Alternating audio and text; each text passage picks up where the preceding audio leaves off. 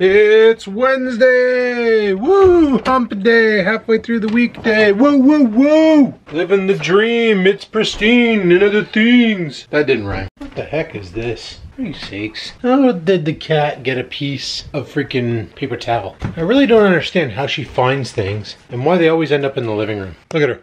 She's trying to look out the window at the school kids, but here's the problem. Let's go over here to her level. Let me show you what she's looking at. This is what she sees. Oh, maybe I should get lower. This is what she sees. Absolutely nothing. She's trying to figure out why. It's freaking winter time. There's nothing going on outside. Too much snow. Anyway, I'm gonna make myself a kaffe because I need a freaking kaffe because kaffe's freaking awesome. I decided not to make a full pot today. I just wanted to have a single kaffe. So that's what we're doing. Got a little bit of catabolic caffeine going up in here. I've actually slept really good the past couple nights. Last night I went to bed at 10. Woke up today at 6:55 before my alarm began.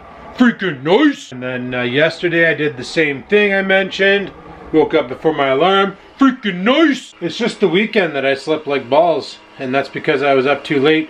And it's weird, guys. When you get into a routine of waking up at a good hour, you kind of don't break that routine. Your body just naturally wants to get up at a good hour. I find that weird because old Adam would like just wake up at bullshit hours all the time. You know, 2 o'clock in the afternoon, 5 o'clock in the afternoon. Just waking up at the crack of sun going down. This new me can't sleep in past 10 a.m. Yesterday I've been doing more, all I do, guys, now is research on dieting and muscle gain and all that, macros and nutrients. And I keep saying that not all calories are the same. There's so much knowledge out there on the food you eat and why, like, you know, the mainstream diet of eating 6 small meals a day? Well, the reason why that diet is bullshit is because people who eat 6 small meals a day are eating carbs. Every time you ingest carbs, it spikes your insulin. Whenever your insulin is spiked, you don't burn fat no more. What the heck is on the back?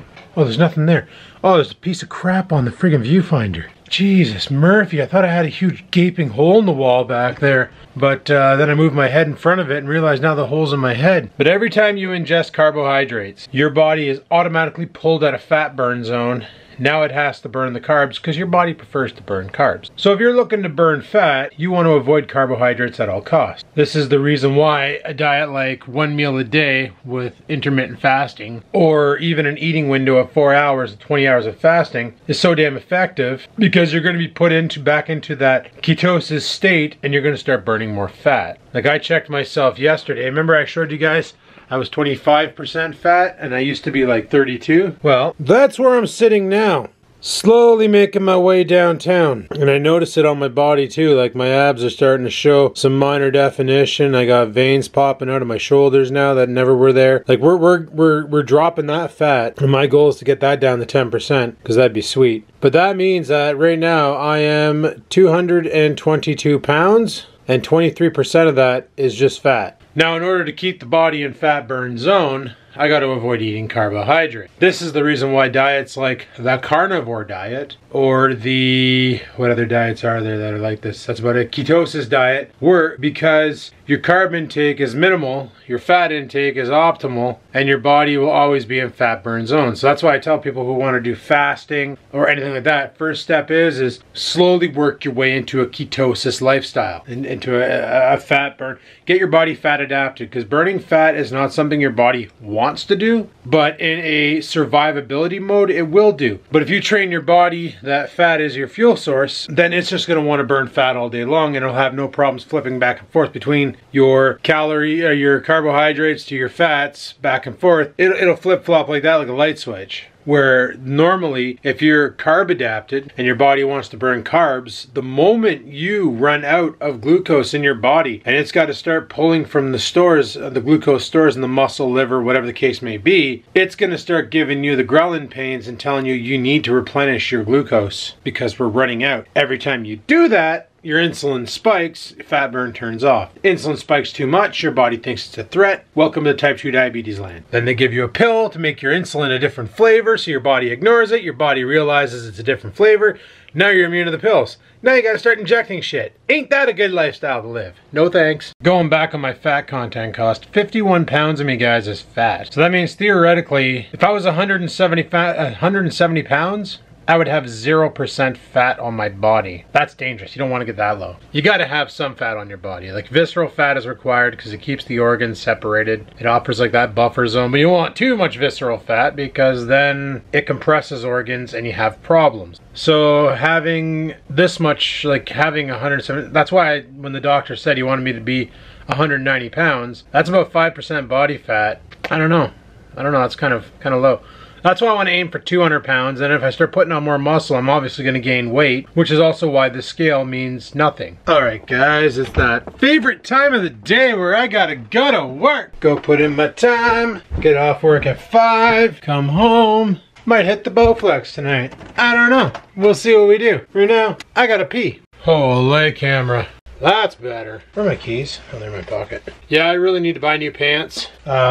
Before, I remember back in the day, like pretty much last year, the pants I'm wearing now I could never wear because they're just too damn tight around the waist. Oh, it's actually not too bad of it today. It's only -7. It's supposed to go up to +7, which is awesome. But yeah, I remember back in the day, the pants I'm wearing now, I couldn't wear them because they were so damn tight. I couldn't put anything in my pockets or just use them in general. But now, it's like they're so damn loose that my phone will end up on the side of my leg because my pocket. Anyway, let's get you guys on the tripod and let's go off to work. But yeah, like the pants I'm wearing now used to be so damn tight that I had to put my cell phone in my coat pocket because putting it in my pocket was completely uncomfortable because it would press up against my leg. I could never put my keys in my pocket unless I had my smaller keys without the starter. And the whole reason why I got a minimalist wallet, if you will, is because my other wallet was so damn big that having it in my pocket hurt my ass. And now these pants are so damn baggy that I look like a friggin' hobolo. So I really need to do myself a solid and buy some more pants, but I want to wait until I get down to my target weight because, you know, I'm a size 36 now. Well, I'm guessing that because these size 38s are super loose. Like honestly, if I don't have my belt on, these things are around my ankles after a couple steps. Like I gotta walk around the house. Like if I'm going to have a shower and I'm taking my clothes and I'm throwing them in the laundry, I gotta walk with my left hand holding the pants up, or otherwise like 4 steps and they're down around my ankle. And I was wearing a size 40, about to go 42 before I started this diet. I was gonna start buying size 42, like just, why solve the problem? Just buy bigger clothes. That's why they make it, right? That's why they have dedicated clothes for large people. They actually have big and tall shops. They can't call it fat and gigantic, so they call it big and tall. That's why they have ludicrous sizes of shirts like 5XL, 6XL. I like how this cab literally had his signal light on to turn, but then he turned it off and went straight.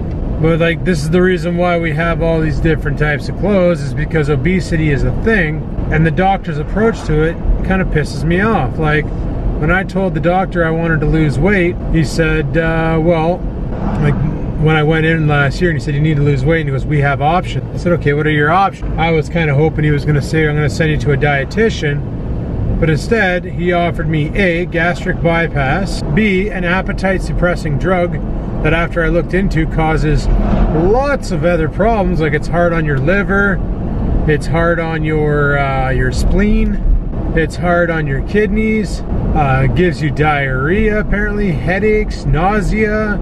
And what it does is it basically makes it so you're not hungry. Kind of like the Hermal Remedy ephedrine, just with all the side effects. The only side effect ephedrine has is cotton mouth. See, this pisses me off. I could totally hang a Randall here, but this truck is not in his lane. He's in both lanes. And the snowbank's in the way. So because of this idiot who can't drive, I'm gonna be late for work. I'm not gonna be late. I just won't be able to sit in my truck and vape while I'm waiting to go in. Oh, traffic is just jacked here too. Son of a bitch. I hope it's because a bus stopped to pick up a kid, not because we're this backed up in traffic. Please don't tell me they're doing 9 o'clock construction here. Oh no, there's a friggin' accident up there. I can see the cherries. Guys, it's literally a 7-minute freaking drive to work, 10 on bad days. I'm literally gonna have to get there, park the truck, and fly in the door. Thought there was an accident up here. I saw the red and blues from back there. And we are officially blocking an entire intersection. Oh, there's the cop car. On my left, you can kind of see him in the shot. So that same truck that was in the left lane just cut into our lane because our lane was moving, jumps into the left lane again. Well, tonight it's supposed to be warm out. It's supposed to be +7. So what I plan on doing is putting my sticker on my plate. I got my rubbing alcohol. I got some paper towels here in the truck. So we'll clean off the plate, apply the new sticker. And then I'm good for 2 freaking years. 2 more years of Truckosaurus. Then theoretically I only have 1 year left of payments and then I own the damn thing. Why am I not worried about paying this thing off? Because I got it for 0% interest, guys. So it's like paying it off now versus paying it off later. No point. Even though sometimes I question those 0% interest things, eh? Like for instance, when I bought the G6 from that Shylock car dealer, they basically tacked all the interest in it over the 5.5 years of payments, because they do 52 months, so 5.5 years. I think that's what it was. No. 54 months, 5.5 years. But they tagged all the interest on it, so paying it off now versus paying it off then, it didn't matter. The interest, they already got their money for the loan, which is something they were doing, like a lot of these Shylock car dealerships were doing back in the day, which was brutal. I don't know about you guys, but I didn't see a single wreck anywhere, so I have no idea what the heck the cop was doing. I saw the cherry. I don't know if the camera saw the cherries, but I saw the cherries. Makes me wonder. Anyway, we're currently 15 minutes left until we gotta be at the office. It's 8:45 now. That was literally, guys, me leaving the house and getting here was 10 minutes. This is normally a 3-minute jump because of how jacked traffic is. Today is gonna be a busy day. You can always tell if it's gonna be busy or not depending on how traffic is, how people are. Oh, hey guys, I'm actually home, back from work. Basically what I want to do now is grab my shaker cup, because I have no idea where there it is. Get this shit out of my pocket. Friggin' phone and wallet, and car keys. Grab my shaker cup, let's go downstairs. Guys, remember this morning when I was driving to work and traffic was backed up? Okay, it wasn't an accident. Apparently 2 cars broke down on the road in the opposite lanes heading towards the direction I was going. And the, that thing gross. I'm gonna clean that. Got some new workout shake. I'm gonna give this a rip, drop it in our face, and then we're gonna go work out. But yeah, there was 2 cars that broke down, but on my way home, there was a fire truck on the side of the road on the opposite lane, and I'm like, oh boy. I thought maybe a house caught fire, furnace blew up or something. No, there was half of one car in one location. Well, it was a full car, it was just pushed in pretty good. And 3 ambulances showed up, so needless to say, I didn't want to stick around. I just wanted to get the hell out of there because nothing I can do to assist. Better off just a GTFO, get after it, you know? So anyway, I'm gonna drink my energy drink here and then we're gonna go rock some weights, get swole, and then eat. Well guys, tonight with this workout, I ripped it like there was no shit. Got it did. Now it's time to eat. Check this out. Look at the size of this piece of beef that I'm about to drop in my face. 595 grams of grass-fed AAA Angus beef. Straight out of Berta, boys. Down the mother friggin' hatch. Welcome back to carnivore, bitches. Guys, that was needed. After that anabolic and aerobic workout, that was desperately needed. So what I'm gonna do now is bring my plate downstairs. We're gonna wash it up. Get off that cupboard, freaking cat. Just turned on my weigh scale.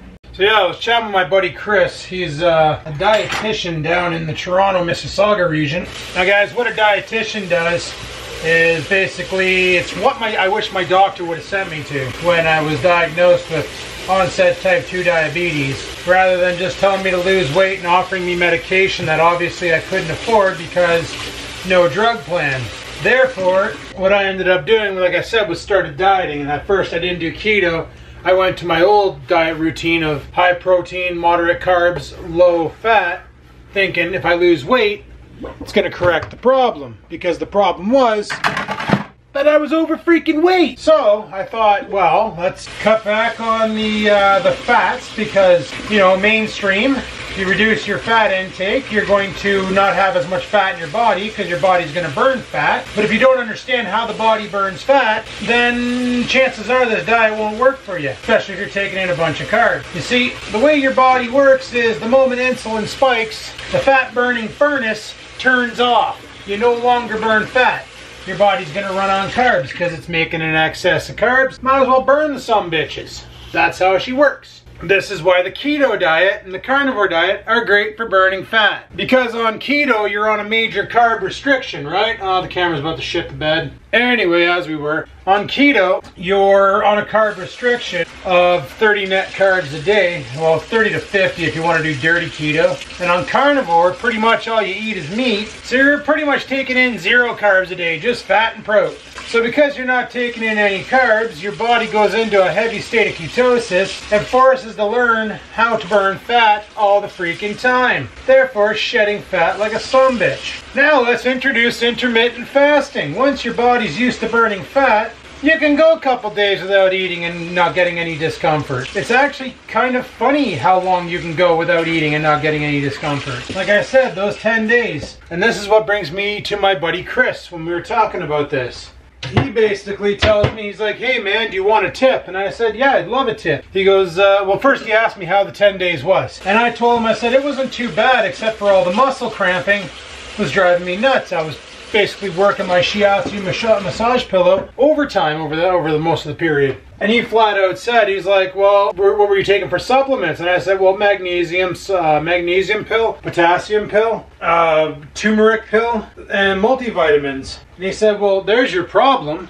And I was like, what? And he's like, you weren't taking in any damn sodium. And I said, funny story, bud. And he's like, what's that? And I'm like, well, one day I was craving some seriously salty food. And it didn't help that everybody at the office was having chicken wings that day.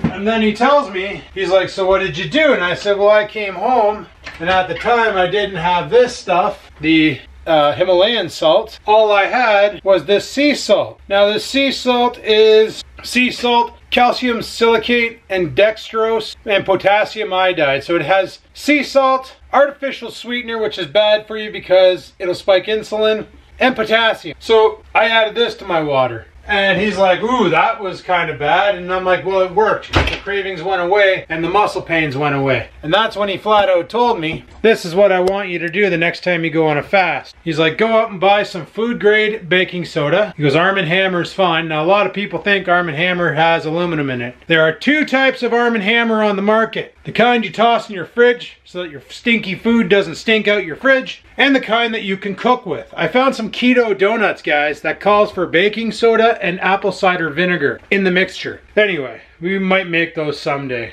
But he told me, he's like, next time you do a fast, I want you to take a half a tablespoon of baking soda. He goes, I want you to go get some salt-free or no salt, and get some Himalayan pink salt. I want you to go 1 tablespoon of the Himalayan pink, 1 tablespoon of the no salt, and a half a tablespoon of baking soda. And I'm like, why is that? And he goes, because there's your magnesium, there's your potassium, and there's your sodium. And then I kind of include in afterwards, and I'm gonna explain that in a bit, but let me show you here. So this is sodium, the baking soda is magnesium, and your no salt is potassium. Now those pills I was taking, it's not that heavy of a dosage. So they were working, but they were wearing out quick because keep in mind, when you're fasting, your body will go through multivitamins fast. Like it won't burn them off. A lot of the times you use about 1/4 of it and then you just shit the rest out. That's a problem. What this is you mix it in with water and you sip it throughout the day. You start getting a craving for salty foods.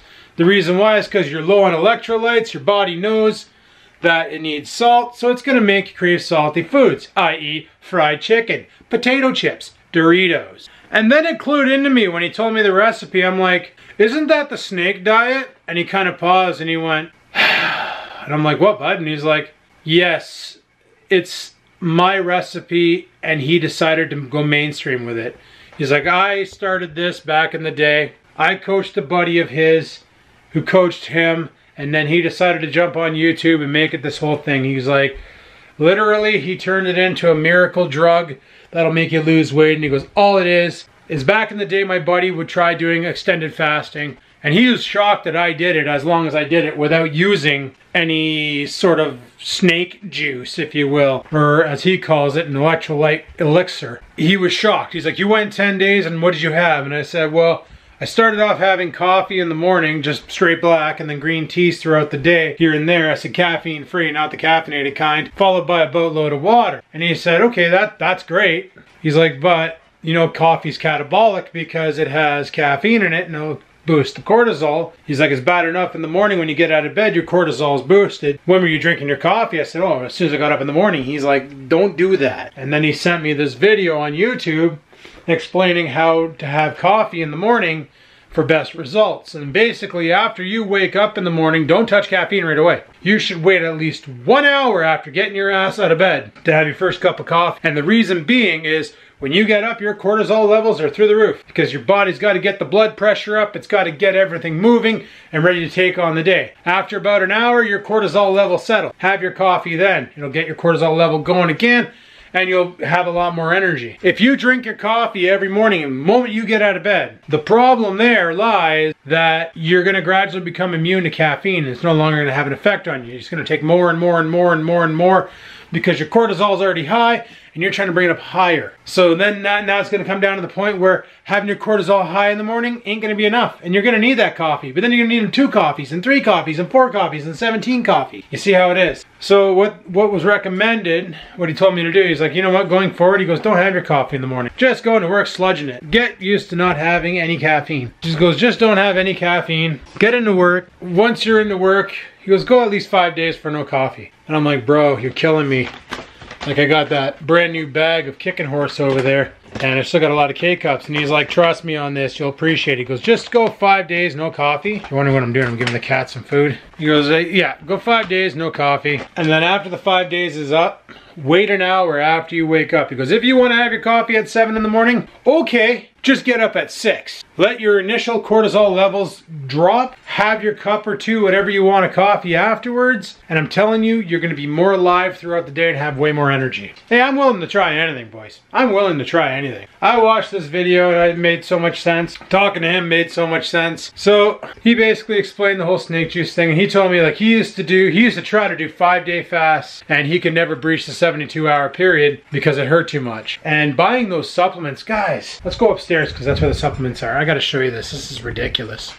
Okay, so here's the potassium that I buy. It's only 100 milligrams per pill. Electrolyte supplement for maintenance of good health. 100 milligrams. This was $14 freaking, I think. Or it was 10 bucks. Can't remember. It was up there though. Magnesium. 500 milligrams, only 60 pills. I think this one here was $14. Brutal. And the real one that I'm out of is the turmeric. That one there, guys, that one there was $16 for turmeric curcurin or something like that. It's like $40 worth of freaking supplements. And literally, you can go to the grocery store, get a thing of Himalayan pink salt for 5 bucks, a thing of baking soda for like 3 bucks, probably, and a thing of no salt for $4. So if you think about it, you're what, $12 in? That's the price of this jar of potassium alone. And you got yourself some snake juice for fasting. Now, I'm not telling you, hey man, get on the fasting train, it's the way to do things. But guys, I fixed a lot of health problems doing the fasting. My skin conditions have cleared up. I used to have like super dry, flaky skin. I used to have some major skin issues. My feet are clearing up. I don't want to show them because a lot of people don't like feet. My legs are clearing up. Remember when Oreo had fleas that one time and I got bit a whole bunch of times too? Well, I had the marks on my legs forever and they're finally clearing up. So I got to talking to him about fasting and the dangers of fasting, and he said, you know what, Adam? He goes, you're a big guy. I'm like, yeah, I've lost a lot of weight, but I still have a lot of body fat on me. He's like, you could easily go to, he goes, if you wanted to do 2 days on, 1 day off, 2 days on, 1 day off, like say Monday I don't eat, Tuesday I feed, Wednesday I don't eat, Thursday I feed, Friday I don't eat, Saturday I feed, Sunday I don't eat, Monday I feed, and just do like that, or go Monday I feed, Tuesday, Wednesday I don't, Thursday I refeed, Friday, Saturday I don't, Sunday I refeed, Monday, Tuesday I don't, Wednesday I refeed, Thursday, Friday I don't, Saturday I refeed. He's like, if anything, it's going to put you into autophagy, and it's going to just keep healing all the problems in your body to the point where you're going to be super healthy. He goes, but just use the electrolyte drink to avoid getting muscle problems. I was like, okay, sweet. He doesn't like the fact that his beverage is being used in a negative way, like the snake juice diet, where it's this guy who's vulgar as frig, calling people fatty and stuff. Like when he gets people on, like when my buddy Chris gets people on fasting and on a regiment like this, he doesn't tell them, go as long as you can. Hey, it's your first fast? Go 120 hours. No, he doesn't tell them that. He says, let's see how you do in 24. You'll get them back into the office the next day. How are you feeling? Oh man, I feel really lethargic. Okay, well let's take a look at you. Figure out what's going on. Okay, well, let's get you onto a keto diet. Okay, let's cut out, first thing we're cutting out is soda and bread. No more soda, no more bread, no more chips. Let's just cut out sugar. Here's a list of things you can't eat in. Sometimes he'll just cut them out of sugar, like soda. No more pop. You want something fizzy? Get some bubbly water. Get some friggin' Perrier. Drive that in your face. Doesn't taste right? Too bad. Suck it up, Buttercup, you know? Then once that's done, then he gets them off of the other things, like the starches. No more potatoes, no more breads, no more beans, so on and so forth. Just enough to basically cut the sugar production down so the insulin level drops, fat burn becomes a thing. Then he gets them on a pure keto diet, and then afterwards he will basically teach them how to fast properly. But he'll never tell someone, fast your balls off, go as long as you can, you're fat, you have all the food on your body. Because if your body's not fat tuned, it's gonna be the most uncomfortable thing you've ever experienced doing a fast, I can tell you right now. It's gonna be a brutal time, you're not gonna be happy, you're gonna be snappy, you're gonna feel sick, you're gonna feel lethargic, you're just gonna be destroyed. First switch to keto, and then if you wanna go extreme fasting, build up to it. Don't just dive into it balls deep. Just a tip. But I really wish I knew about snake juice or Electrolyte Elixir, because man, those first couple of fasts I did, the 5-day, the 5-day, the 3-day, and then the 10-day, would have really gone a long way. So now what I plan on doing is the 1 day on, 1 day off. Basically go 1 day with no eats, go 1 day with eats. Refeed, 1 meal every 2 days. Shouldn't be that hard. I got a lot of fuel left on me to burn. And what I plan on doing is on the refeed day, exactly what I did today. Guys, I just went through one. Okay? Like I was talking to Chris a while ago. We were talking Saturday? No, I was at Joss's on Saturday. Sunday, we were talking. And he told me about this. And I said, you know what? I said, I got some food I got to kill off because I don't want it to go bad. I said, we're going to try this tomorrow. So basically, I just fed. So tomorrow is a no feed day. Just going to run her through, get her done with. Might ride the bike tomorrow night just to burn some extra calories. Friday is a feed day. Saturday, Sunday, I might not feed. Might come back Monday and do it. I don't know. We'll see how we feel. Like I said, I got a goal to reach, and I feel like I can do this. I got a lot more fat to burn off, so let's get cooking, boys. But anyway, people asked for today, I'm going to shut her down. Thanks for watching. Hopefully you enjoyed today's video. If you did, click that like button. Any questions, comments, concerns, down below they go. And until next time, people, keep on vlogging.